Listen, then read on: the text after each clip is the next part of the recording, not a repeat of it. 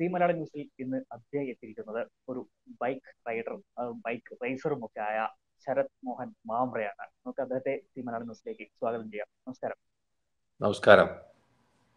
എങ്ങനെ പോകുന്നു ദുബായിലെ പരിശീലനം ഒക്കെ? കഴിഞ്ഞ അബുദാബി മത്സരത്തിൽ എനിക്ക് ഇന്ത്യയിൽ നിന്നും തന്നെ ആദ്യ 10-ൽ ഇടം നേടിയ ഒരാളാണ് ശരത്. എങ്ങനെയായിരുന്നു ആ പരിശീലനവും കാര്യങ്ങളൊക്കെ? എനിക്ക് വളരെ നല്ലതായിട്ട് തോന്നുന്നു. കാരണം ഞാനൊരു വർഷത്തോളമായി ദുബായിലേക്ക് മാറിയിട്ട് ഇന്ത്യയിൽ നിന്ന്. അപ്പോൾ എൻ്റെ ട്രെയിനിങ് എല്ലാം ഇപ്പോൾ ഇവിടെ ദുബായിലാണ്.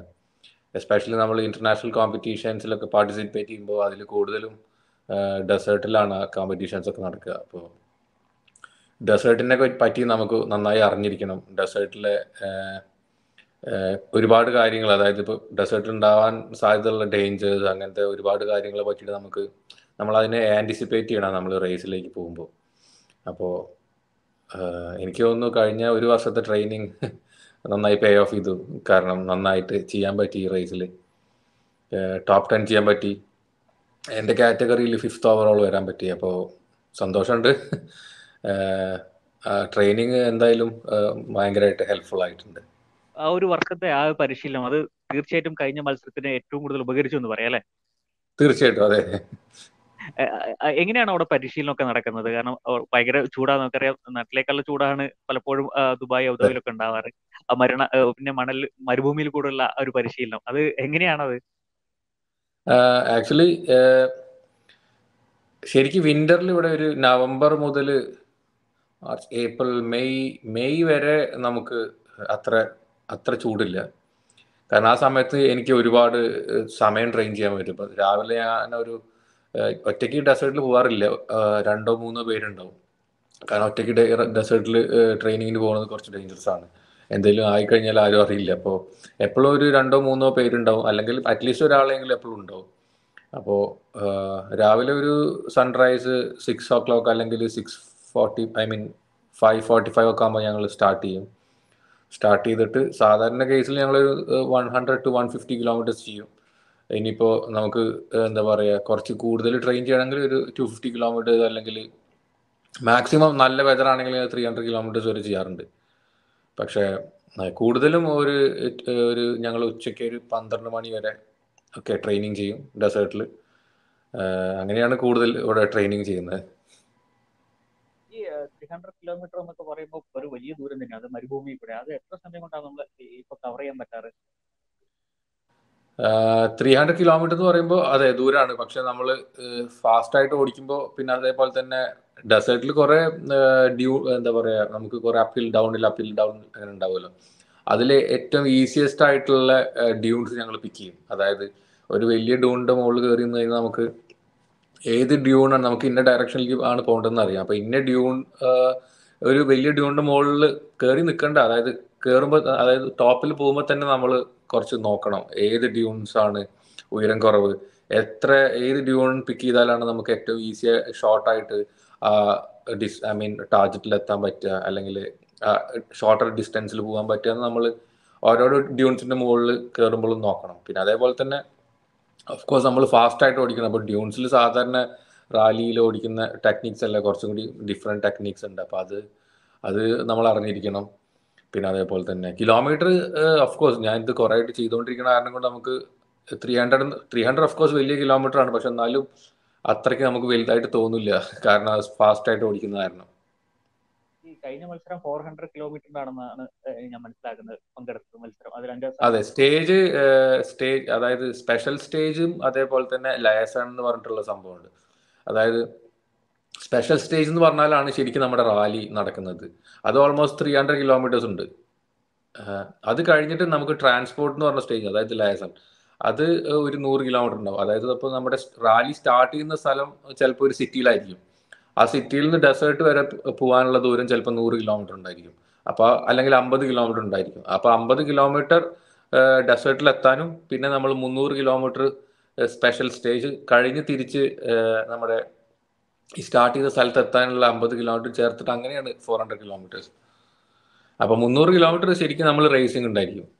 അത് ഒരു ദിവസമാണ്. എന്തായാലും വലിയ കടമ്പ തന്നെയാണ്. എങ്ങനെയായിരുന്നു ഓരോ ദിവസവും അവിടെ? ഭയങ്കര പ്രതിബന്ധങ്ങളൊക്കെ, കാരണം മരുഭൂമിയിലാണ്, റേസ് ആണ്, അപകട സാധ്യത ഒക്കെ നമുക്ക് അറിയാവുന്നതല്ല. അതെ. എനിക്ക് എൻ്റെ ഫസ്റ്റ് ഡേ തന്നെ കുറച്ച് ഇഷ്യൂസ് ഉണ്ടായിരുന്നു എൻ്റെ ബൈക്കിന്. അതായത് ഞാൻ റേസ് തുടങ്ങുന്നതിന് മുന്നേ എൻ്റെ എൻജിൻ, അതായത് എനിക്ക് റേസ് ബൈക്ക് എന്ന് പറഞ്ഞൊരു പുതിയ ബൈക്ക് എനിക്ക് വേറില്ല. സാധാരണ ഏത് ആൾക്കാർക്ക് റേസ് ചെയ്യുമ്പോൾ ഒരു റേസ് ബൈക്കും പ്രാക്ടീസ് ബൈക്കും ഉണ്ടായിരിക്കും. കാരണം ഇത് കുറച്ച് എക്സ്പെൻസീവ് ബൈക്ക് ആയതുകൊണ്ട് എനിക്ക് ഈ പുതിയ റേസ് ബൈക്ക് മേടിക്കാൻ ഇപ്പോൾ പറ്റിയിട്ടില്ല. അപ്പോൾ അതുകൊണ്ട് ഞാൻ എൻ്റെ പ്രാക്ടീസ് ബൈക്ക് വെച്ചിട്ടാണ് ഞാൻ റേസിങ് ചെയ്തത്. അപ്പോൾ ഈ റേസ് തുടങ്ങുന്നതിൻ്റെ മുന്നേ തന്നെ എൻ്റെ എഞ്ചിന് കുറച്ച് കംപ്ലൈൻറ്റ് ഉണ്ടായിരുന്നു, ഗിയർ ബോക്സിന്. അപ്പോൾ ആ ഗിയർ ബോക്സ് ജർമ്മനിയിൽ നിന്ന് ഓർഡർ ചെയ്ത് എത്താൻ കുറച്ച് ലേറ്റായി. പക്ഷേ എന്നാലും ഗിയർ ബോക്സ് പെട്ടെന്ന് ഫിക്സ് ചെയ്തു. ഞാൻ റേസ് കോമ്പറ്റീഷന് പോയി. കോമ്പറ്റീഷൻ്റെ സ്ക്രൂട്ടനിയറിംഗ് എന്ന് പറഞ്ഞൊരു സംഭവമുണ്ട്. സ്ക്രൂട്ടനിയറിംഗ് എന്ന് പറയുമ്പോൾ വണ്ടിയുടെ വെഹിക്കിളെല്ലാം ഫിറ്റ് ആണോ എന്നൊക്കെ അവിടുത്തെ ഓർഗനൈസേഷൻ ചെക്ക് ചെയ്യും. അതിനാണ് സ്ക്രൂട്ടനിയറിംഗ് പറയുക. അപ്പോൾ അപ്പോൾ അതിന് പോണ സമയത്താണ് എനിക്ക് മനസ്സിലായത് വണ്ടിയുടെ 4th, 5th and 6th gear വീഴുന്നില്ല. ആകെ വണ്ടിക്ക് 3 ഗിയറാണ് എൻഗേജ് ആവുന്നുള്ളൂ. അപ്പോൾ പക്ഷേ ഞാനത് തിരിച്ച് ടീമിൽ വന്ന് പറഞ്ഞു. അപ്പോൾ ടീം അത് രാത്രി ഒരുപാട് നേരം ഇരുന്ന് ഫിക്സ് ചെയ്യാൻ ട്രൈ ചെയ്തു, പക്ഷെ പറ്റിയില്ല. പക്ഷെ എൻ്റെ ഒരു ഫ്രണ്ട് ഉണ്ടായിരുന്നു നെതർലാൻഡ്സ്, ആളൊരു ടീമിൻ്റെ ഓണറാണ്, HT റാലി റൈഡ് എന്ന് പറഞ്ഞിട്ട്. അപ്പോൾ അവരെനിക്കൊരു ബ്രാൻഡ് ന്യൂ എൻജിൻ റേസിന് വേണ്ടി തന്നു ഓടിക്കാൻ വേണ്ടിയിട്ട്. സാധാരണ ആരും കൊടുക്കില്ല, കുറച്ച് എക്സ്പെൻസീവ് ആണ് എൻജിൻ, എസ്പെഷ്യലി റാലി എൻജിൻ. അപ്പോൾ ആള് എൻജിൻ തന്നു. ആ എൻജിൻ വെച്ചിട്ടാണ് ഞാൻ സ്റ്റാർട്ട് ചെയ്തത്. അപ്പോൾ പിറ്റേ ദിവസം എനിക്കൊരു പുതിയ എൻജിൻ കിട്ടി റേസിന് ഓടിക്കാൻ. അത് ഭയങ്കര ഹെൽപ്ഫുള്ളായി. പിന്നെ സെക്കൻഡ് ഡേ നമുക്ക് നാവിഗേഷൻ ഭയങ്കര പ്രധാനമാണ് റാലിയിൽ. അതായത് നമ്മൾ കാണുന്ന പോലെ ഗൂഗിൾ മാപ്പ് അല്ല, ശരിക്കും റോഡ് ബുക്ക് എന്ന് പറഞ്ഞൊരു സംഭവമുണ്ട്. അതിൽ നമ്മുടെ ഡിസ്റ്റൻസ് ഉണ്ടാവും, അതേപോലെ തന്നെ ഡിഗ്രി. അതായത് നമുക്ക് 3 ഡിവൈസാണ് വരുന്നത്. അതായത് മുകളിലൊരു ഡിവൈസ് ഉണ്ടാവും, അത് ക്യാപ് മീറ്റർ, അതായത് നമ്മുടെ നോർത്ത്, ഈസ്റ്റ്, സൗത്ത്, വെസ്റ്റ്, അതിൽ ഡിഗ്രിയാണ് കാണിക്കുക. അപ്പോൾ 150 ഡിഗ്രി, 160, 300 ഡിഗ്രി. അപ്പോൾ അതിൽ ആ ഒരു ഡിഗ്രി നമ്മുടെ റോഡ് ബുക്കിൽ എഴുതിയിട്ടുണ്ടാവും. അതേപോലെ തന്നെ കിലോമീറ്റർ റീഡിങ് എഴുതിയിട്ടുണ്ടാവും. അതേപോലെ തന്നെ നമുക്ക് എന്തെങ്കിലും ഡേഞ്ചർ ഈ കിലോമീറ്ററിൽ വരുന്നുണ്ടെങ്കിൽ അതും അതിൽ മെൻഷൻ ചെയ്തിട്ടുണ്ടാവും. ഇപ്പോൾ ഫോർ എക്സാമ്പിൾ നമ്മൾ നേരെ ഫാസ്റ്റായിട്ട് പോയിക്കൊണ്ടിരിക്കുന്ന സ്ഥലം വിചാരിച്ചു, അപ്പോൾ അവിടെ പെട്ടെന്നൊരു കുഴി ഉണ്ടെങ്കിൽ അതിൽ ഡബിൾ ഡേഞ്ചർ എന്ന് പറഞ്ഞിട്ട് മാർക്ക് ചെയ്തിട്ടുണ്ടാവും. നമ്മൾ ഈ റോഡ് ബുക്ക് വായിക്കും വേണം, സ്പീഡായിട്ട് ഓടിക്കും വേണം, നമ്മൾ നാവിഗേറ്റ് ചെയ്യും വേണം. നമുക്ക് ഇത്ര കിലോമീറ്റർ കഴിഞ്ഞാൽ ഇത്ര ഡിഗ്രി ഫോളോ ചെയ്യണം. അപ്പോൾ ഇത് കുറച്ച് എന്താ പറയുക, മെൻ്റലി ചാലഞ്ചിങ്ങും കൂടിയാണ്. അപ്പോൾ അത്രയും ഡ്യൂറേഷൻ നമ്മൾ കോൺസെൻട്രേറ്റ് ചെയ്തിട്ട് നിൽക്കണം, ഫാസ്റ്റായിട്ട് ഓടിക്കണം, ഫിസിക്കലി ഡിമാൻഡിങ് ആണ്. അതാണ് റാലി. അപ്പോൾ ഫസ്റ്റ് ഡേ എനിക്ക് എൻ്റെ എൻജിൻ റെഡിയായി. സെക്കൻഡ് ഡേ ഈ റോഡ് ബുക്ക് ഡിവൈസ് ഈ വർഷം മുതൽ ഡിജിറ്റലാണ്. അതിനെന്തോ സോഫ്റ്റ്വെയർ കംപ്ലൈൻറ്റ് കാരണം അത് കംപ്ലീറ്റ്ലി ഓഫായി പോയി സെക്കൻഡ് ഡേ. അപ്പോൾ എനിക്ക് കുറച്ച് ഡിഫിക്കൽട്ടി ആയി, അപ്പോൾ കുറച്ച് ബുദ്ധിമുട്ടുണ്ടായി. അപ്പോൾ അന്ന് ഞാൻ കുറച്ച് എൻ്റെ പേസ്, അതായത് ഞാൻ ചെയ്യുന്ന പേസിനെക്കാട്ടി ഒരു 20% കുറച്ചിട്ട് ഞാനന്ന് ഓടിച്ചു. കാരണം അതിൽ കുറേ മിസ്റ്റേക്സ് ഉണ്ടാവാൻ സാധ്യതയുണ്ട്. കാരണം നമുക്ക് ഡേഞ്ചറസ് എന്തൊക്കെയാണ് വരുന്നതെന്നൊന്നും അറിയാൻ പറ്റില്ല. തേർഡ് ഡേ അതായത് എൻ്റെ വണ്ടിയുടെ ഒരു എന്താ പറയുക, സ്വിംഗ് ആം എന്ന് പറഞ്ഞ സംഭവമുണ്ട്. സ്വിംഗ് ആമിൻ്റെ ആക്സിൽ ഒടിഞ്ഞു പോയി. അതായത് നമ്മൾ അത്രയും ഹൈ സ്പീഡിൽ ഓടിക്കുമ്പോൾ വലിയ ഡ്യൂണിൻ്റെ മുകളിൽ താഴത്തോട്ട് ഇറങ്ങി വരുമ്പോൾ പെട്ടെന്നുള്ള ഇമ്പാക്റ്റ് കാരണം അതിൻ്റെ ആക്സിൽ സാധാരണ രീതിയിൽ കേസ് ഒടിയാറില്ല. പക്ഷേ എൻ്റെ ഇതിലറിയില്ല, കാരണം അത് നമ്മൾ അത്രയും ഹൈ സ്പീഡ്സിൽ ചെയ്യുമ്പോൾ ചിലപ്പോൾ പൊട്ടാൻ സാധ്യതയുണ്ട്. അപ്പോൾ അങ്ങനെ 2 ദിവസം, തേർഡ് ഡേയും 4th ഡേയും പൊട്ടി. 5th ഡേ ഫോർത്ത് ഡേ വളരെ നന്നായിട്ട് ചെയ്തുകൊണ്ടിരിക്കുകയാണ്. ഞാൻ ഓവറോൾ 5th ഓവറോൾ ഉണ്ടായിരുന്നു 5th ഡേയിൽ. അപ്പോഴാണ് അപ്പോൾ ഞാനൊരു കിലോമീറ്റർ 179 ആയപ്പോൾ എനിക്ക് ചെറിയൊരു ക്രാഷ് ഉണ്ടായി. അപ്പോൾ ആ ക്രാഷിൽ ഞാൻ വിചാരിച്ചു, എന്താ പറയുക, എനിക്കിനി റാലി കണ്ടിന്യൂ ചെയ്യാൻ പറ്റില്ല. കാരണം വണ്ടി കുറച്ച് ഡാമേജ് ആയിട്ടുണ്ടായിരുന്നു, ഒരുപാടില്ല, കുറച്ച് ഡാമേജ് ആയിട്ടുണ്ടായിരുന്നു. പിന്നെ അതായത് നമ്മളിപ്പോൾ റാലിയിൽ കുറച്ച് എയർ ബാഗ് എന്ന് പറഞ്ഞ സംഭവം ഇപ്പോൾ മാൻഡറ്ററി ആക്കിയിട്ടുണ്ട്. അപ്പോൾ നമ്മളിപ്പോൾ ക്രാഷ് ആയി കഴിഞ്ഞാൽ നമ്മുടെ air bag west automatically open ആവും. അത് നമ്മളെ പ്രൊട്ടക്ട് ചെയ്യുന്ന ഒരു സംവിധാനമാണ്. അപ്പോൾ എയർ ബാഗ് ഓപ്പൺ ആയി. അതുകൊണ്ട് എനിക്ക് വലിയ ഇഞ്ചുറീസ് ഒന്നും ഉണ്ടായില്ല. ഓഫ്കോഴ്സ് എൻ്റെ ഷോൾഡർ കുറച്ച് ഹേർട്ടായി, ഒരു മസിൽ ടയർ ഉണ്ടായിരുന്നു, വേറെ പ്രോബ്ലം ഒന്നും ഉണ്ടായിരുന്നില്ല. അപ്പോൾ ആ ക്രാഷ് കഴിഞ്ഞ് ഞാൻ കുറച്ച് മുന്നോട്ട് പോയപ്പോഴാണ് എൻ്റെ ഫ്രണ്ടിലുള്ള കോമ്പറ്റീറ്റർ അവിടെ അൺകോൺഷ്യസ് ആയിട്ട് നിൽക്കുന്നുണ്ട് ഞാൻ. കാരണം ആ സെയിം സ്ഥലത്ത് ക്രാഷായി. ആളുടെ മൂക്കിലും വായിലൊക്കെ ഒരുപാട് ബ്ലഡ് ഉണ്ടായിരുന്നു. വണ്ടി കംപ്ലീറ്റ്ലി ഡിസ്ട്രോയിഡ് ആയി. അപ്പം ഞാൻ സ്റ്റോപ്പ് ചെയ്തപ്പോൾ ആൾക്ക് ഓർമ്മയില്ല ആളെവിടെയാണ് എന്താണ്. അപ്പോൾ എനിക്ക് തോന്നുന്നു ആൾക്കൊരു ആ സമയത്ത് കൺകഷൻ ഉണ്ടായി തോന്നുന്നു. അപ്പോൾ ആൾക്കൊന്നും ഓർമ്മയില്ല. ഞാൻ സ്റ്റോപ്പ് ചെയ്തു. എന്നിട്ട് ആളുടെ ശരിക്കും സാധാരണ പറഞ്ഞു കഴിഞ്ഞാൽ നമുക്ക് നമ്മുടെ ഒരു നാവിഗേഷൻ ഡിവൈസിന്റെ താഴെ തന്നെ റെസ്ക്യൂ ഡിവൈസ് ഉണ്ട്. അതിൽ പ്രസ് ചെയ്ത് കഴിഞ്ഞാൽ ഹെലികോപ്റ്റർ വരും. കാരണം 3 ഹെലികോപ്റ്റർ ഓൾറെഡി ഈ ഇവന്റിനെ വാച്ച് ചെയ്യുന്നുണ്ട്. അപ്പോൾ ആളുടെ ഡിവൈസ് കംപ്ലീറ്റ്ലി ഫുൾ ഡിസ്ട്രോയിഡ് ആയി. അപ്പം ഞാൻ എൻ്റെ വണ്ടിയിൽ നിന്ന് ഹെലികോപ്റ്ററിനെ വിളിച്ചു. ഹെലികോപ്റ്റർ ഭയങ്കര ക്രോസ് വിൻഡ് കാരണം ലാൻഡ് ചെയ്യാൻ ഒരുപാട് സമയം എടുത്തു. അപ്പോൾ ഹെലികോപ്റ്റർ എത്തി, ആളെ കൊണ്ടുപോയി. അപ്പോൾ ആ സമയം എനിക്ക് ഓർഗനൈസേഷൻ തിരിച്ചു വന്നു 4th ഡേ. പിന്നെ ഫൈനൽ ഡേ ഞാൻ വിചാരിച്ചു ഓക്കെ ഇന്ന് 180 കിലോമീറ്റർ ആവുള്ളൂ, കുഴപ്പമില്ല, കുറച്ച് ടേക്ക് ഇറ്റ് ഈസി രീതിയിൽ ചെയ്യാം. കാരണം ഓൾറെഡി ഞാൻ 7th പൊസിഷൻ ഹോൾഡ് ചെയ്യുന്നുണ്ട്, അല്ല 6th പൊസിഷൻ ഹോൾഡ് ചെയ്യുന്നുണ്ട്. ആ സമയത്താണ് ഡെസേർട്ടിന്റെ ഉള്ളിൽ നമുക്കറിയില്ല, ഈ ഫാമിലൊക്കെ ചിലപ്പോൾ ഈ ബോബ് വയർ ഉണ്ടാവും, അതായത് കമ്പിവേലി തന്നെയല്ലേ പറയാം. അപ്പോൾ അത് എൻ്റെ വീലിന്റെ ഉള്ളിൽ കുടുങ്ങിയിട്ട് എൻ്റെ റിയർ ടാങ്കിൽ ഓട്ടയായി. അപ്പോൾ ഫ്യൂൽ കംപ്ലീറ്റ് ലീക്ക് ആവാൻ തുടങ്ങി. ഈ വണ്ടിക്ക് 2 ടാങ്ക് ഉണ്ട്, ഫ്രണ്ടിൽ ഒരു ടാങ്ക് ഉണ്ട്, ബാക്കിൽ ഒരു ടാങ്ക് ഉണ്ട്. അപ്പോൾ ബാക്കിലത്തെ ടാങ്കിലെ ഫ്യൂൽ കംപ്ലീറ്റ് ലീക്ക് ആവാൻ തുടങ്ങി. അപ്പോൾ 170 കിലോമീറ്റർ കഴിയുമ്പോഴാണ് നമുക്ക് റീഫ്യൂൽ പോയിന്റ് ഉള്ളത്. അപ്പോൾ 300 കിലോമീറ്റർ സ്റ്റേജ് ഉണ്ടെങ്കിൽ നമ്മൾ അടുത്ത 150 കിലോമീറ്റർ ഓടണമെങ്കിൽ നമ്മൾ വണ്ടി അവിടെ നിന്ന് റീഫ്യൂൽ ചെയ്യണം. അവിടെ നമുക്ക് 20 മിനിറ്റ് ബ്രേക്ക് കിട്ടും കുറച്ച് റിലാക്സ് ചെയ്യാൻ. അപ്പോൾ ഞാൻ 20 മിനിറ്റ് കഴിഞ്ഞു, കാരണം ഫ്യൂൽ ലീക്ക് ആവുകൊണ്ട് ആ ഫ്യൂൽ ടാങ്കിൽ എനിക്ക് ഫ്യൂൽ ഇടാൻ പറ്റില്ല, കാരണം ഓർഗനൈസേഷൻ സമ്മതിക്കില്ല. പിന്നെ അവിടെ ഫ്യൂൽ ഫുൾ കംപ്ലീറ്റ് ഡ്രൈൻ ആവണ വരെ എന്നെ അവിടെ വെയിറ്റ് ചെയ്യിപ്പിച്ചു, കാരണം അത് സേഫ്റ്റി റീസൺ കാരണം. അപ്പോൾ സാധാരണ 20 മിനിറ്റ് കഴിഞ്ഞ് ഞാനൊരു 32 മിനിറ്റിലാണ് ഞാൻ അവിടെ നിന്ന് സ്റ്റാർട്ട് ചെയ്യുന്നത്. കാരണം ആ എക്സ്ട്രാ 12 മിനിറ്റ് എൻ്റെ കോമ്പറ്റീഷൻ ടൈമിൽ അവർ പെടുത്തും, കാരണം അത് സേഫ്റ്റി റീസൺ കാരണം എന്നെ വിട്ടില്ല. അപ്പോൾ എക്സ്ട്രാ 12 മിനിറ്റ് എനിക്ക് അവിടെ വെയിറ്റ് ചെയ്യേണ്ടി വന്നു, കാരണം അതെൻ്റെ ടൈമിൽ നിന്ന് കുറഞ്ഞു. അപ്പോൾ ആ 12 മിനിറ്റ് കഴിഞ്ഞ് പിന്നെ 170 കിലോമീറ്റർ ഓടാണ്ട്. അപ്പോൾ എനിക്ക് ഭയങ്കര സംശയം ഉണ്ടായിരുന്നു, എനിക്ക് ഒറ്റ ഫ്രണ്ട് ടാങ്കിൽ മാത്രം എത്തിക്കാൻ പറ്റൂ, കാരണം ഓൾമോസ്റ്റ് റേസ് അത് കഴിഞ്ഞ് കഴിഞ്ഞാൽ ഫിനിഷായി. ഞാൻ 7th ഓവറോൾ ഉണ്ട്, പക്ഷെ ഞാൻ എൻ്റെ 50% മാത്രം പോയി. കാരണം ഞാൻ ഒരുപാട് ഫാസ്റ്റായിട്ട് ഓടിച്ചു കഴിഞ്ഞാൽ പെട്രോൾ തീരും.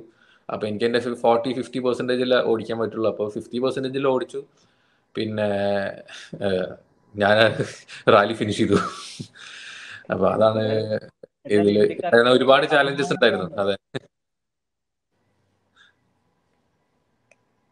അല്ല, ഇന്ത്യക്കാർക്ക് തന്നെ ഏറ്റവും കൂടുതൽ അഭിമാനകരമായ ഒരു മുഹൂർത്തമാണ് ഞാൻ പറയുന്നത്. കാരണം ഇത്രയ്ക്ക് പ്രതിബന്ധങ്ങളുണ്ട്, സുഹൃത്തിനെ സഹായിക്കുന്നു, അങ്ങനെ ഫിനിഷിംഗിൽ ആദ്യത്തെ 10ൽ ഇടം നേടുന്നു. അതെ അതെ.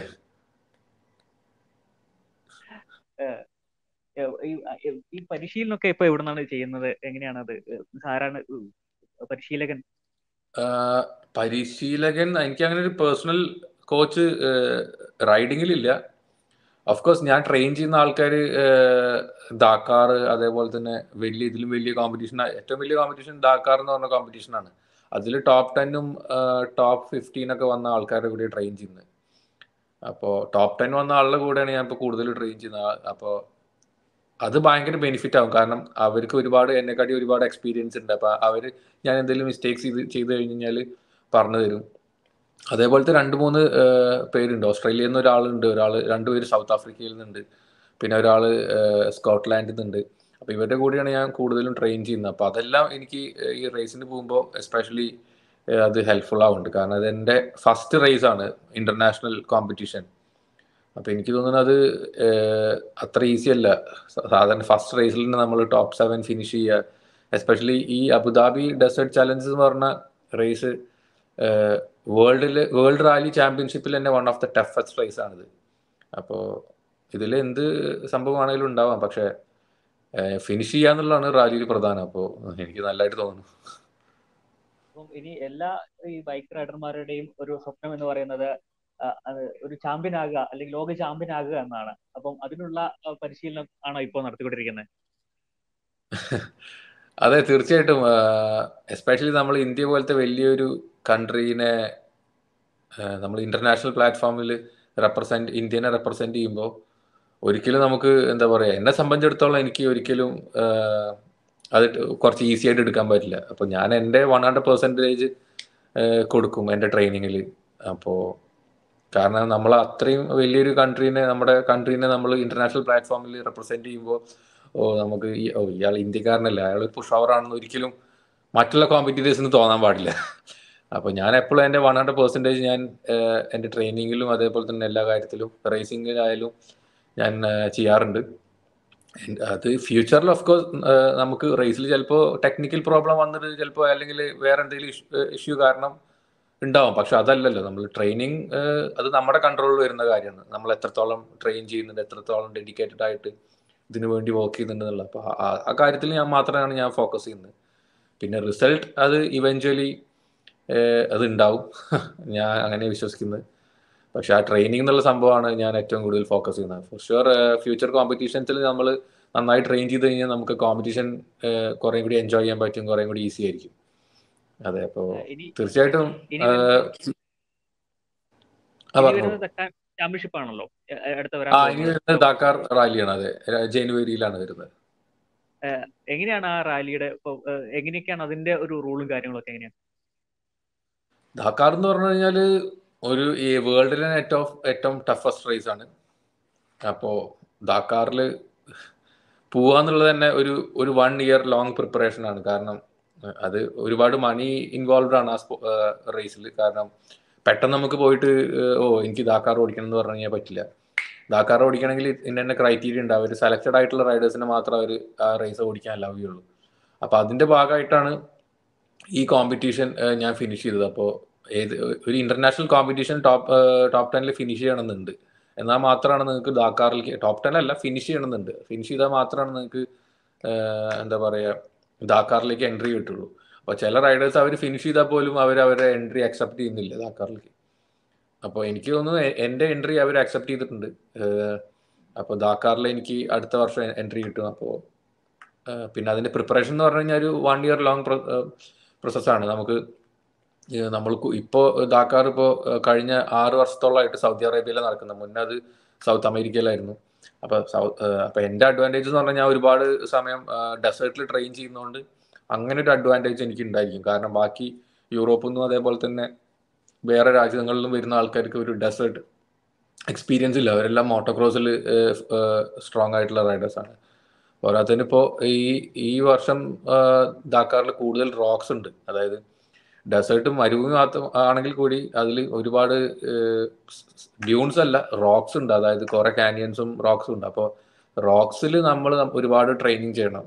അപ്പോൾ റോക്സിലാണ് എല്ലാ ആൾക്കാരുടെയും സ്പീഡ് കുറഞ്ഞു പോകുന്നതും നാവിഗേഷൻ തെറ്റിപ്പോകുന്നതും അല്ലെങ്കിൽ പെട്ടെന്ന് മിസ്റ്റേക്സ് ഉണ്ടാവുന്നതൊക്കെ. അപ്പോൾ റോക്സിൽ ഒരുപാട് ട്രെയിൻ ചെയ്യാൻ ഞാൻ ട്രൈ ചെയ്യുന്നുണ്ട്. അപ്പോൾ റോക്സിൽ ട്രെയിൻ ചെയ്യാൻ ഓൾറെഡി തുടങ്ങി. അപ്പോൾ ഇനി ഒരു 8 മാസത്തോളം നമുക്ക് സമയമുണ്ട്. അതിൻ്റെ ഉള്ളിൽ നമുക്ക് കുറച്ച് നല്ല സ്പോൺസേഴ്സിനെ കണ്ടുപിടിക്കണം. അതേപോലെ തന്നെ ഒരു പുതിയ ബൈക്കിൽ എത്താൻ പറ്റണം. പിന്നെ അങ്ങനെ ഒരുപാട് ഒരു പ്രോസസ്സ് ഉണ്ട്. അപ്പോൾ ഓഫ്കോഴ്സ് ഡാക്കാർ ജനുവരിയിലാണ്. പക്ഷെ എന്നാലും അതിന് ട്രെയിനിങ് ഓൾറെഡി ഞാൻ സ്റ്റാർട്ട് ചെയ്തു. നന്നായി പോകുന്നുണ്ട്. അപ്പോൾ നോക്കാം നമുക്ക്. എന്തായാലും ഇന്ത്യക്കാരുടെ അഭിമാനവാൻ ഡാക്കയിലും വിജയിക്കട്ടെ എന്ന് ഞങ്ങൾ ആശംസിക്കുകയാണ്.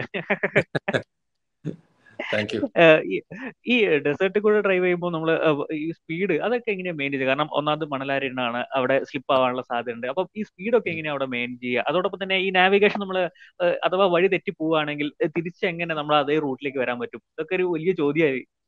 അതെ. അപ്പോൾ ഫസ്റ്റത്തെ സ്പീഡ് എന്ന് പറഞ്ഞു കഴിഞ്ഞാൽ റാലിയിൽ സ്പീഡിന് ഒരു ലിമിറ്റ് ഉണ്ട്. 160 km/h മുകളിൽ പോകാൻ പാടില്ല. അതാണ് മാക്സിമം സ്പീഡ്. അപ്പോൾ അതിന് മുകളിൽ പോയി കഴിഞ്ഞാൽ നമുക്ക് പെനാൽറ്റി കിട്ടും. പിന്നെ എപ്പോഴും നമുക്ക് 160 km സ്പീഡിൽ പോകാൻ പറ്റില്ല. കാരണം അതിൽ ഒരുപാട് ഡേഞ്ചേഴ്സ് ഉണ്ട്. ചിലപ്പോൾ ഒരു ഡ്യൂൺസിന്റെ മുകളിൽ കയറുമ്പോൾ നമ്മുടെ സ്പീഡ് വാരി ആയിരിക്കും. എപ്പോഴും ഫ്ലാറ്റ് ആയിട്ടുള്ള സ്ഥലങ്ങളിൽ പോകുമ്പോൾ മാത്രമേ നമുക്ക് മാക്സിമം സ്പീഡ് ലിമിറ്റിൽ അപ്രോച്ച് ചെയ്യാൻ പറ്റുള്ളൂ. പിന്നെ നമ്മുടെ ഏവറേജ് സ്പീഡിനാണ് നമ്മൾ ഏറ്റവും കൂടുതൽ ഫോക്കസ് ചെയ്യേണ്ടത്. കാരണം ഒരു സ്ഥലത്ത് നമ്മൾ 160 പോയി അടുത്ത സ്ഥലത്ത് നമ്മൾ നേരെ 50 km പോയിട്ട് കാര്യമില്ല. അപ്പോൾ നമ്മുടെ മാക്സിമം എല്ലാ സ്ഥലത്തും നമുക്ക് ആ ഏവറേജ് സ്പീഡ് മെയിൻറ്റെയിൻ ചെയ്യാൻ പറ്റണം. എഫിഷ്യൻ്റ് ആയിട്ട് റൈഡ് ചെയ്യാൻ പറ്റണം. കാരണം ചില റൈഡേഴ്സ് കാണുമ്പോൾ ഭയങ്കര ഫാസ്റ്റ് ആയിട്ട് തോന്നും, പക്ഷെ അവരുടെ ടൈമിങ് സ്ലോ ആയിരിക്കും. അപ്പോൾ പിന്നെ വണ്ടീനെ ഒരുപാട് അബ്യൂസ് ചെയ്യാതെ വണ്ടീനെ നമുക്ക് സേവ് ചെയ്യണം. കാരണം ഡാക്കാർ എന്ന് പറഞ്ഞ കോമ്പറ്റീഷൻ 10,000 km 12 ദിവസം കൊണ്ട് തീർക്കണം. അപ്പോൾ ആ വണ്ടിയുടെ മുകളിൽ ഒരുപാട് സ്ട്രെസ് നമ്മൾ ഇടും, എസ്പെഷ്യലി ഇങ്ങനത്തെ ഡിഫിക്കൽട്ട് കണ്ടീഷനിലേക്ക് പോകുമ്പോൾ. പിന്നെ എഞ്ചിന് എന്തെങ്കിലും പ്രോബ്ലം വന്നു കഴിഞ്ഞാൽ എഞ്ചിൻ മാറ്റി വെക്കണമെങ്കിൽ അല്ലെങ്കിൽ അങ്ങനെ എന്തെങ്കിലും വന്നു കഴിഞ്ഞാൽ നമുക്ക് അതിനും പെനാൾട്ടി ഉണ്ട്. അപ്പോൾ ഒരുപാട് ചാലഞ്ചസ് ഉണ്ട് ഡാക്കാറിൽ. അപ്പോൾ അതിൻ്റെ ഉള്ളിൽ കൂടെയൊക്കെ നമുക്ക് ദാക്കാറിൽ പോകണം. അതേപോലെ തന്നെ ഡെസേർട്ടിൽ കൂടെ ഫാസ്റ്റായിട്ട് ഓടിക്കുക എന്ന് പറഞ്ഞു കഴിഞ്ഞാൽ അത് നമ്മൾ ഓടിച്ച് ഉണ്ടാക്കേണ്ട ഒരു സംഭവമാണ്. അപ്പോൾ പെട്ടെന്ന് നമുക്ക് എങ്ങനെയാണ് ഓടിക്കുക എന്ന് വെച്ച് കഴിഞ്ഞാൽ എനിക്ക് പറയാൻ പറ്റില്ല. ശരിക്കും പറഞ്ഞു കഴിഞ്ഞാൽ ഡെസേർട്ടിൽ ഓടിക്കുമ്പോൾ നമ്മൾ ഒരുപാട് ഫാസ്റ്റായിട്ട് ഓടിക്കുമ്പോൾ ഒരുപാട് നമ്മൾ ബ്രേക്ക് ഉപയോഗിക്കാൻ പാടില്ല. പിന്നെ നമ്മൾ കുറച്ചും കൂടി ആൻറ്റിസിപ്പേറ്റ് ചെയ്യാൻ പറ്റണം. അതായത് ഡെസേർട്ടിനെ മനസ്സിലാക്കിയാൽ നമുക്ക് ആൻറ്റിസിപ്പേറ്റ് ചെയ്യാൻ പറ്റുള്ളൂ. അപ്പോൾ ഡെസേർട്ടിനെ അങ്ങനെ മനസ്സിലാക്കണമെങ്കിൽ നമ്മൾ ഒരുപാട് സമയം ട്രെയിനിങ്ങിന് ഡെസേർട്ടിൽ വേണ്ടി സ്പെൻഡ് ചെയ്യണം. ഇപ്പോൾ നമുക്കൊരു ഫോർ എക്സാമ്പിൾ ഒരു മരുഭൂമിയുടെ ഫ്ലാറ്റ് ആയിട്ട് പോയിക്കൊണ്ടിരിക്കുന്ന സമയത്ത് അവിടെ ഒരു കട്ടാണ് അല്ലെങ്കിൽ അവിടെ ഡ്രോപ്പാണെന്ന് നമുക്ക് മനസ്സിലാവണമെങ്കിൽ പെട്ടെന്നൊരു പുതിയൊരാൾക്ക് വന്നു കഴിഞ്ഞാൽ അത് മനസ്സിലാവുന്നുണ്ടാവില്ല, അവിടെ ഡ്രോപ്പ് ആവാൻ സാധ്യത ഉണ്ടെന്നുള്ളത്. അത് നമുക്ക് ഓടിച്ച എക്സ്പീരിയൻസിൽ ഇപ്പോൾ ഡെസേർട്ടിന്റെ കളർ മാറുമ്പോൾ നമുക്ക് മനസ്സിലാവും, ഓക്കെ ഇനി ഇങ്ങനത്തെ കൈൻഡ് ഓഫ് ഡ്യൂൺസാണ് വരാൻ പോകുന്നത്, സോഫ്റ്റ് ആയിരിക്കും അല്ലെങ്കിൽ ഹാർഡ് ആയിരിക്കും. അപ്പൊ അത് നമുക്ക് എക്സ്പീരിയൻസോടെ കൂടെയാണ് അതിലേക്ക് എത്താൻ പറ്റുള്ളൂ. അതുപോലെ ഈ നാവിഗേഷന്റെ കാര്യമാണ്, കാരണം ഈ മരുഭൂമിയാണ്, നമുക്ക് ചുറ്റും നോക്കിയാൽ നാവിഗേഷന്റെ കാര്യം ഇപ്പൊ നമ്മൾ ഫോർ എക്സാമ്പിൾ ഇപ്പോൾ ഒരു കിലോമീറ്റർ 20 നമ്മൾ കിലോമീറ്റർ 20 നമ്മൾ എന്താ പറയാ ഈ നമുക്ക് വഴി തെറ്റിയെന്ന് വിചാരിക്കുക. അതായത് നമ്മൾ പോകുന്ന റോഡ് ബുക്കിൽ നിന്ന് വിട്ടുപോയെന്ന് വിചാരിക്കുക. അപ്പോൾ വിട്ടുപോയി കഴിഞ്ഞാൽ നമ്മൾ നമ്മുടെ ഈ റോഡ് ബുക്കിൽ തന്നെ ഒരു ക്യാപ് മീറ്റർ ഉണ്ടാവും, അതായത് ഡിഗ്രി. അതേപോലെ തന്നെ നമ്മൾ തൊട്ട് മുന്നത്തെ കിലോമീറ്റർ നോക്കിയിട്ട് തിരിച്ച് നമ്മൾ ഏത് പോയിന്റിലേക്കാണോ പോയത് ആ സ്ഥലത്ത് തിരിച്ച് വന്നിട്ട് നമ്മൾ രണ്ടാമത് നമ്മൾ നാവിഗേറ്റ് ചെയ്യണം. അല്ലാതെ നമ്മൾ അവിടെ നിന്ന് പിന്നെയും തിരിച്ച് ഈ വഴിയിലേക്ക് വരാൻ നോക്കി കഴിഞ്ഞാൽ മൊത്തത്തിൽ ബുദ്ധിമുട്ടായിരിക്കും. അപ്പോൾ നമ്മൾ നാവിഗേഷൻ എപ്പോഴും നമ്മൾ നാവിഗേഷൻ പഠിക്കുന്ന ആളാണ് അല്ലെങ്കിൽ നാവിഗേഷൻ സ്റ്റാർട്ട് ചെയ്യാമെന്ന് വിചാരിക്കുന്ന ആൾ ഒരിക്കലും സ്പീഡിൽ ഫോക്കസ് ചെയ്തത്. ഞാൻ അതാണ് സ്പീഡിൽ ഫോക്കസ് ചെയ്യാതെ നാവിഗേഷനിൽ എപ്പോഴും കൂടുതലും നാവിഗേഷൻ ട്രെയിൻ ചെയ്യുമ്പോൾ നമ്മൾ നാവിഗേഷൻ മാത്രം ട്രെയിനിങ് ചെയ്യാൻ പാടുള്ളൂ. അപ്പോൾ ഈ വഴി തെറ്റിക്കഴിഞ്ഞാൽ നമ്മൾ അവിടെ നിർത്തണം. ശരിക്കും നമ്മൾ പിന്നെ അവിടെ കുറേ കണ്ടിന്യൂ ചെയ്യാൻ പാടില്ല. സ്റ്റോപ്പ് ചെയ്ത് നമ്മൾ ഏത് പോയിന്റാണോ നമ്മൾ മിസ്റ്റേക്ക് ചെയ്തത് ആ പോയിന്റിലേക്ക് തിരിച്ചു വന്ന് പിന്നെ നമ്മൾ അവിടെ നമ്മൾ നമ്മൾ നാവിഗേറ്റ് ചെയ്യാൻ ട്രൈ ചെയ്യണം. അങ്ങനെയാണ് അതിന്റെ ഒരു സംഭവം. ഈ പോകുന്ന വഴിക്ക് ലാൻഡ് മാർക്സുകൾ ഉണ്ടാവുമോ ഇവരെ പറയുന്ന, അല്ലെങ്കിൽ റൂട്ട് കറക്റ്റ് ആണോ എന്ന് അറിയാനുള്ള? ഒരുപാട് ലാൻഡ് മാർക്സ് ഉണ്ടാവില്ല. പക്ഷെ എന്നാലും മരുഭൂമിയിൽ ഇപ്പോൾ നമ്മൾ കിലോമീറ്റർ 50 അവിടെ ഒരു അതിന്റെ ഒരു ഫാമും അതേപോലെ തന്നെ അവിടെ ഫെൻസും ഉണ്ടെങ്കിൽ അത് ഈ റോഡ് ബുക്കിൽ നോട്ട് ചെയ്തിട്ടുണ്ടാവും. ചെറിയൊരു ഫാമിന്റെ ഒരു ചിത്രവും അതേപോലെ തന്നെ ഒരു എന്താ പറയാ ഈ ബോബ് അതായത് കമ്പിവേലിയുടെ ചിത്രം ഉണ്ടാവും. അപ്പൊ നമുക്ക് മനസ്സിലാക്കാൻ പറ്റും ഇത് ഫാമാന്നുള്ളത്. അതേപോലെ ഈ റോഡ് ബുക്കിൽ ഒരുപാട് ലോഗോസ് ഉണ്ട്, ഒരു 250-300 ലോഗോ ഉണ്ട്. ഇപ്പോൾ ഫാം ആയിക്കോട്ടെ, അതേപോലെ തന്നെ ഡേഞ്ചർ ആയിക്കോട്ടെ, അല്ലെങ്കിൽ ഇപ്പോൾ ഒരു ഫ്ലാറ്റ് റോഡാണെങ്കിൽ അവിടെ വലിയൊരു കുഴി ഉണ്ടെങ്കിൽ അതിനൊരു ലോഗോ ഉണ്ട്. അതേപോലെ തന്നെ അവിടെ ഇലക്ട്രിക് പോസ്റ്റുകൾ ഉണ്ടെങ്കിൽ അതിന് ലോഗോ ഉണ്ട്. അതെല്ലാം നമ്മൾ പഠിച്ചു വെക്കണം.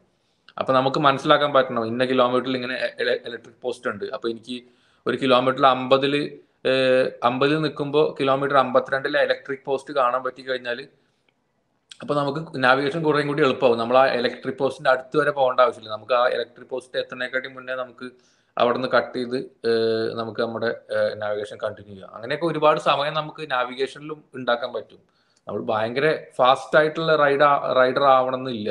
വേൾഡിലെ ഫാസ്റ്റ് ആയിട്ടുള്ള റൈഡർ ആണെങ്കിലും നമുക്ക് എങ്ങനെ നാവിഗേറ്റ് ചെയ്യാൻ അറിയില്ല വെച്ചെങ്കിൽ ഒരു കാര്യമില്ല റേസിൽ. അപ്പോൾ നാവിഗേഷനും സ്പീഡും ഒരുപോലെ ഇമ്പോർട്ടൻ്റ് ആണ്. ഇത്രയൊക്കെ ദൂരം സഞ്ചരിക്കുമ്പോൾ ഭക്ഷണം കഴിക്കാനൊക്കെ സമയം അതൊക്കെ എങ്ങനെയാണ് ഉണ്ടാകാറ്? ഈ റീഫ്യൂലിംഗ് പോയിന്റുകളുണ്ട്. അതായത് ഇപ്പോൾ ഫസ്റ്റത്തെ 150 അല്ലെങ്കിൽ 200 ചില സ്റ്റേജ് ഒക്കെ 200 കിലോമീറ്റർ വരെ നമുക്കൊന്നും ഉണ്ടാവില്ല. അപ്പോൾ ഓൾറെഡി ഇപ്പോൾ റാലി സ്റ്റാർട്ട് ചെയ്യുന്നത് ഒരു എന്താ പറയുക രാവിലെ 5:30 5 o'clock ആകുമ്പോൾ നമ്മുടെ റാലി ബിവോക്കിൽ നിന്ന് സ്റ്റാർട്ട് ചെയ്യണം. അപ്പോൾ തന്നെ നമ്മൾ ബ്രേക്ക്ഫാസ്റ്റ് ഒക്കെ കഴിച്ചിറങ്ങണം. പിന്നെ സ്റ്റേജ് എത്തുമ്പോൾ സാധാരണ ഞാൻ ഒരു 2-3-4 എനർജി ജെല്ലും പിന്നെ അതേപോലെ തന്നെ എനർജി ബാസും അതെല്ലാം ഞാൻ കരുതാറുണ്ട്. അപ്പോൾ നമുക്ക് ആ റീഫ്യൂൽ പോയിന്റിന്റെ അവിടെ പോയിട്ട് നമുക്ക് ഇത്രയൊക്കെ കഴിക്കാൻ പറ്റുള്ളൂ, അല്ല ഭയങ്കരമായിട്ടുള്ള ഫുഡൊന്നും കഴിക്കാൻ പറ്റില്ല. അപ്പോൾ അതൊക്കെയാണ് അതിൻ്റെ. എല്ലാ തരത്തിലും സ്ട്രഗിൾ ആണ് റാലി എന്ന് പറയുന്നത് അല്ലേ? ഇല്ല, പക്ഷെ സ്ട്രഗിൾ എന്ന് പറഞ്ഞാൽ എനിക്ക് അത്ര സ്ട്രഗിൾ ആയിട്ട് തോന്നുന്നില്ല. കാരണം നമ്മൾക്ക് എല്ലാവർക്കും ഇഷ്ടമുള്ള കാര്യം ചെയ്യുമ്പോൾ നമുക്ക് ഒരിക്കലും എനിക്ക് തോന്നുന്നില്ല സ്ട്രഗിൾ ആയിട്ട് തോന്നുന്നുള്ളൂ. നമ്മളത് എൻജോയ് ചെയ്യുന്നുണ്ടെങ്കിൽ എനിക്ക് ഇതുവരെയായിട്ട് സ്ട്രഗിൾ ആയിട്ട് തോന്നിയിട്ടില്ലേ റാലി. ഓഫ്കോഴ്സ് അതിൻ്റെ ഇടയിൽ കുറെ ചാലഞ്ചസ് വരുന്നുണ്ടെങ്കിലും എനിക്ക് ഒരിക്കലും ഒരു ബുദ്ധിമുട്ടായിട്ട് തോന്നിയിട്ടില്ല. കാരണം ഞാൻ ചെയ്യുന്നത് ഞാൻ ശരിക്കും എൻജോയ് ചെയ്യുന്നുണ്ട്. എനിക്കിതാണ് ചെയ്യാൻ ഏറ്റവും ഇഷ്ടം. പിന്നെ അപ്പോൾ അതുകൊണ്ട് എനിക്കൊരു സ്ട്രഗിൾ ആയിട്ട് ആ ചാലഞ്ചസ് ആയിട്ട് മാത്രമേ ഞാൻ എടുക്കാറുള്ളൂ, അല്ലാതെ എനിക്കതൊരു ബുദ്ധിമുട്ടായിട്ട് ഇതുവരെയായിട്ടും തോന്നിയിട്ടില്ല. ശരത്ത് എങ്ങനെയാണ് ശരിക്കും ഈ ബൈക്ക് റാലി അല്ലെങ്കിൽ ഇതിനോടൊരു ഇഷ്ടം തോന്നി ഇതിലേക്ക് ഇറങ്ങാൻ എങ്ങനെയാണ്? അത് ചെറുപ്പത്തിൽ എൻ്റെ പപ്പ ഇതേപോലെ ഞങ്ങളുടെ അങ്കിളുടെ വീട്ടിൽ പോകുമ്പോൾ എന്നെ ചെറുപ്പത്തിൽ എന്നെ ബൈക്കിൻ്റെ ഫ്രണ്ടിൽ ഇരുത്തും, ഫ്രണ്ടിൽ ടാങ്കിൽ. അപ്പോൾ പോയിക്കൊണ്ടിരിക്കുമ്പോൾ എനിക്ക് ഇടയ്ക്ക് ഈ ആക്സിലറേറ്റർ എനിക്ക് പിടിക്കാൻ തരും. അപ്പം ഞാനത് ഇങ്ങനെ പിടിച്ചിട്ട് ഇങ്ങനെ കുറച്ച് അപ്പം ഇങ്ങനെ കുറച്ച് ദൂരം പോവും. അന്ന് തുടങ്ങിയിട്ടുള്ള ഫീലിംഗ് ആണ് എനിക്ക് ബൈക്കിനോട്. അപ്പം അന്ന് മുതൽ എനിക്ക് ആ ഫീലിംഗ് ഭയങ്കര ഇഷ്ടമാണ്. സോ അത് ഗ്രാജുവലി ഇതുവരെ എത്തി, ഒരു പ്രൊഫഷണൽ ആവാൻ പറ്റി, കുറേ റേസസ് ചെയ്യാൻ പറ്റി, വിൻ ചെയ്യാൻ പറ്റി, ഇനിയും ഒരുപാടുണ്ട്. അപ്പോൾ അങ്ങനെയാണ് ഇതിലേക്ക് എത്തിയത്. ഈ അങ്ങനെയാണ് മഡ് റേസ് തുടക്കം എന്ന് അല്ലെങ്കിൽ പറയാൻ വേണമെങ്കിൽ. പിന്നെ ഓൾറെഡി ഞാൻ നാട്ടിൽ ചെറിയ റേസുകളൊക്കെ ചെയ്ത് തുടങ്ങിയിട്ടാണ്, ലോക്കൽ റേസുകൾ ചെയ്യാൻ തുടങ്ങി.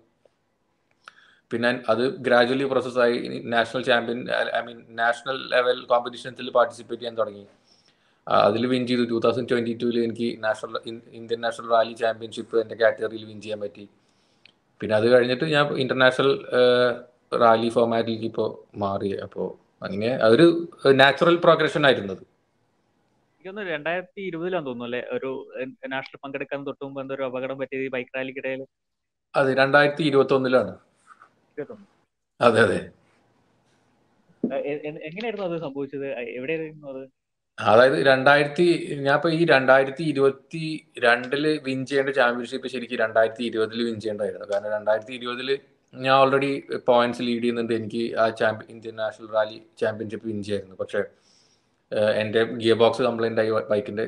പിന്നെ നമ്മുടെ ഇന്ത്യയിലേക്ക് പാർട്സ് കിട്ടാനും അതേപോലെ തന്നെ ഇതിനൊക്കെ കുറച്ച് ബുദ്ധിമുട്ടുണ്ട് നമ്മൾ ഇന്ത്യയിൽ റേസ് ചെയ്യുമ്പോൾ. നമുക്ക് പുറത്തുനിന്ന് ഓർഡർ ചെയ്ത് കൊണ്ടുവരിക വേണം US എന്നൊക്കെ. അപ്പൊ അത് ഒരുപാട് ടൈം എടുക്കും അതിന്. അപ്പൊ ആ വർഷം എനിക്ക് ആ ഇവന്റ് ചാമ്പ്യൻഷിപ്പ് വിൻ ചെയ്യാൻ പറ്റില്ല. 2021 എനിക്ക് പുതിയ ബൈക്ക് കിട്ടി. ആ പുതിയ ബൈക്കിൽ ഞാൻ ഫസ്റ്റത്തെ 4 റൗണ്ട് വിൻ ചെയ്തു. അത് കഴിഞ്ഞ് 5ാമത്തെ റൗണ്ടിൽ ഞാൻ ഓൾറെഡി റേസ് ലീഡ് ചെയ്തുകൊണ്ടിരിക്കുമ്പോഴാണ് എനിക്കൊരു ക്രാഷ് ഉണ്ടായത്. അതായത് ഞാൻ എൻ്റെ ബൈക്ക് പോയിട്ടൊരു വലിയൊരു പാറക്കല്ലുണ്ട്, ആ പാറക്കല്ലിൽ പോയിട്ട് ഇടിച്ചിട്ട് എൻ്റെ അബ്ഡമൻ, അതായത് സ്റ്റൊമക്ക്, എന്താ പറയുക, വണ്ടിയുടെ ഹാൻഡിൽ ബാറിൽ പോയിട്ട് ഇടിച്ചു. അപ്പോൾ അത് പിന്നെ അതേപോലെ തന്നെ എൻ്റെ കോളർ ബോൺ ഒടിഞ്ഞിട്ടുണ്ടായിരുന്നു. ഞാൻ വിചാരിച്ച് കോളർ ബോൺ മാത്രമേ ഒടിഞ്ഞിട്ടുള്ളൂ. അപ്പോൾ ഞാൻ ഹോസ്പിറ്റലിൽ എന്നെ കൊണ്ടുപോയി. ഡോക്ടർ പറഞ്ഞു കോളർ ബോൺ ഒടിഞ്ഞിട്ടുണ്ട്. അപ്പോൾ ഞാൻ വിചാരിച്ചു കോളർ ബോൺ അല്ലേ, കുഴപ്പമില്ല, അത് സർജറി കഴിഞ്ഞ് കഴിഞ്ഞാൽ 2 ആഴ്ച കഴിഞ്ഞാൽ എനിക്ക് റേസ് ഓടിക്കാം. അപ്പോൾ ഞാൻ ഡോക്ടറുടെ അടുത്ത് ചോദിക്കുന്നത് 2 ആഴ്ച കഴിഞ്ഞാൽ എനിക്ക് അടുത്ത റേസ് ഉണ്ട്, അപ്പോൾ എന്നാ എന്നെ ഡിസ്ചാർജ് ചെയ്യുന്നു? ഡോക്ടർ പറഞ്ഞു നോ, ഇത് കുറച്ച് സീരിയസ് ആണ്, ഇന്റേണൽ ഓർഗൻസിൽ കുറച്ച് ബ്ലീഡിങ് ഉണ്ട്, അത് കുറച്ച് സീരിയസ് ഇഞ്ചുറിയാണ്. അപ്പോൾ എന്നെ ഒബ്സർവേഷന് വേണ്ടിയിട്ട് 12 ദിവസം ICUലേക്ക് മാറ്റി. കാരണം കുറച്ച് ഭയങ്കര ഡേഞ്ചർ സിറ്റുവേഷൻ ആയിരുന്നു, ഒരു 10-12 ദിവസം. കാരണം ഈ ബ്ലീഡിങ് നിൽക്കുന്നുണ്ടായിരുന്നില്ല.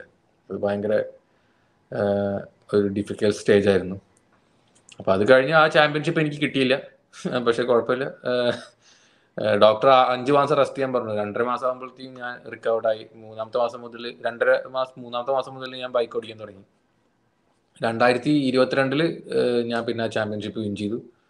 പിന്നെ 2022 ചാമ്പ്യൻഷിപ്പ് വിൻ ചെയ്തിട്ടാണ് ഞാൻ ഇപ്പോൾ ദുബായിലേക്ക് മാറിയത്. ഇപ്പോൾ ഇവിടെ ഫുൾ ടൈം ദുബായിലാണ്.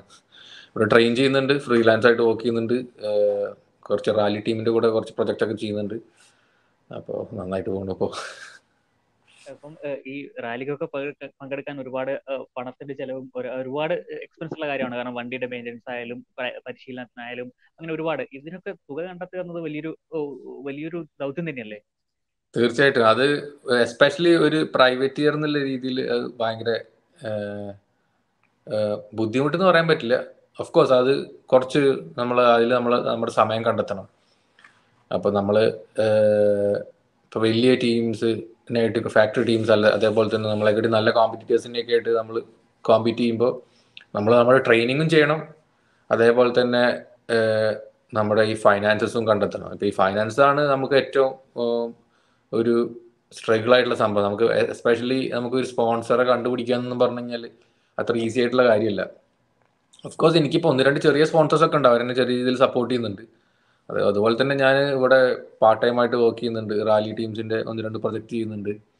അതേപോലെ തന്നെ ഞാൻ വേറെയും കുറെ പാർട്ട് ടൈം ആയിട്ട് ജോലി ചെയ്തിട്ടൊക്കെയാണ് ഞാൻ ഇപ്പോൾ ഇതിലേക്കുള്ള എന്താ പറയുക ഫണ്ട് കണ്ടെത്തുന്നത്. പക്ഷേ എൻഡ് ഓഫ് ദ ഡേ ഞാൻ അതൊക്കെ എൻജോയ് ചെയ്യുന്നുണ്ട്. കാരണം എനിക്ക് ഏറ്റവും ഇഷ്ടമുള്ള സംഭവം ഞാൻ ചെയ്യുന്നത്. അപ്പോൾ എനിക്കതൊന്നും ഒരു ബുദ്ധിമുട്ടായിട്ട് തോന്നുന്നില്ല.